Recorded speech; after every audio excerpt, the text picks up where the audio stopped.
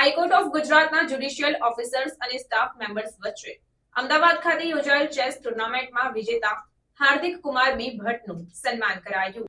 પ્રાપ્ત માહિતી અનુસાર તારીખ 25 અને 26 જાન્યુઆરી 2025ના રોજ હાઈકોર્ટ ઓફ ગુજરાતના જ્યુડિશિયલ ઓફિસર્સ અને સ્ટાફ મેમ્બર્સ વચ્ચે અમદાવાદ ખાતે ચેસ ટુર્નામેન્ટનું આયોજન કરવામાં આવ્યું હતું। ફાઇનલ મેચમાં હાર્દિક કુમાર બી ભટ્ટ વિજેતા બન્યા હતા।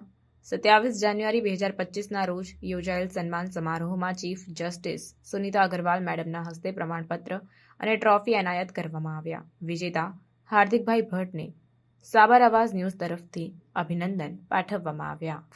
રિપોર્ટર હર્ષદ જોશી, મુંબઈ।